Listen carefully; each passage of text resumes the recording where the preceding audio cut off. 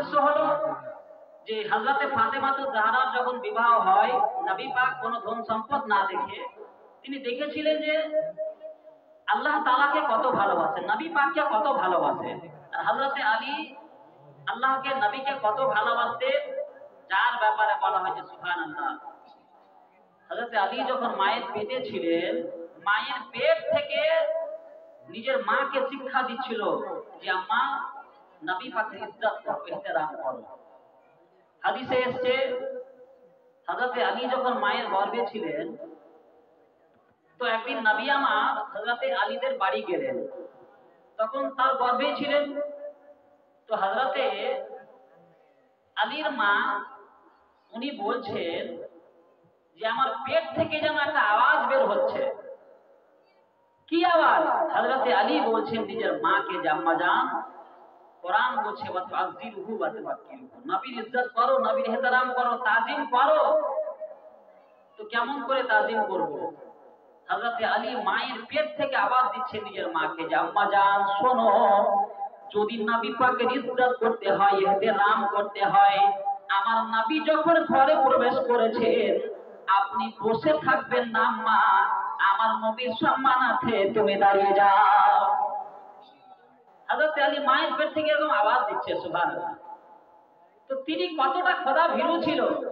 হযরত আলীর যখন জন্ম হলো, কিতাবে পাওয়া যায় যে 3 দিন চোখ খুলে নেই। তো বহু কেমন চোখ খোলাবার চেষ্টা করেছে, হযরত আলী চোখ খুলছেন না। হযরত আলীউল মুর্তজার মা পরেশান হয়ে গেল যে বেটা চোখ কেন খুলে না। তো নবী পাকের দরবারে খবর গেল যে আলীউল মুর্তজা জন্ম হয়েছে। আমার নবী 3 দিন পর হযরত আলীর বাড়ি আসলেন। লম্বা কাহিনী আছে, শুধু আমি মতলবটা বলে আগে বললাম। তো নবী আমার শুধু আলীর বাড়িতে কদম রাখলেন, হযরত আলীকে তুললেন, হাতে নিলেন, কোলে নিলেন, নামার পরে চোখে একটা চুমা দিয়েছেন। হযরত আলী 3 দিন পর চক্ষু খুলে দিয়েছেন। হযরত আলী যখন 6 বছর 7 বছর বয়স হলো, তাকে জিজ্ঞাসা করা হলো যে তুমি চোখ কেন খুলছিলে না, 3 দিন ধরে চোখ কেন খুলছিলে না? আর এই চোখ খোলাতে জবরদস্তি করতে গিয়েছিল আবু জেহেল।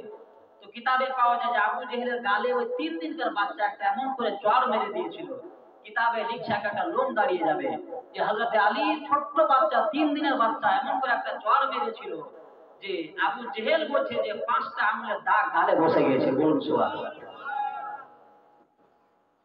আবু জেহেল সেদিনই বুঝে গেছিল যে 3 দিনের বাচ্চার যদি এত বড় চড় হয়, এত জোরে চড় হয়, এই বাচ্চা যখন বড় হবে এর আলাম কি হতে পারে, এর অবস্থা কি হতে পারে। এই জন্য তাকে শেরে খোদা বলা হয়। শের মানে বাঘ, আল্লাহর বাঘ বোঝানো হয় তাকে। হযরত আলীর ব্যাপারে বলা হয় যে তিনি এত শক্তিমান ছিল, একটা খাইবারের কালআ যেটা দরজা ছিল, 70 জন সাহাবা মিলে এরকম হিলাতে পারতো না, একটু হিলিয়ে এখান থেকে ওখানে আগাতে পারতো না।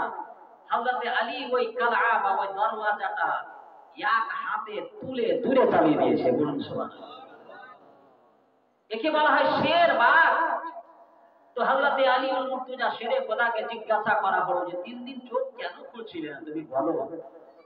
হযরত আলী বলছেন, ইয়া রাসূলুল্লাহ, ইয়া হাবিবাল্লাহ, আমার মন্তব্য ছিল যে জন্ম হওয়ার পরে সর্বপ্রথম আমি মায়ের চেহারা দেখবো না, বাবার চেহারা দেখবো না, পাড়া পড়শির চেহারা দেখবো না, মক্কা দেখবো না, মদিনা দেখবো না, কাবা দেখবো না, আবু জেহেল শয়তানের চেহারা দেখবো না। আমার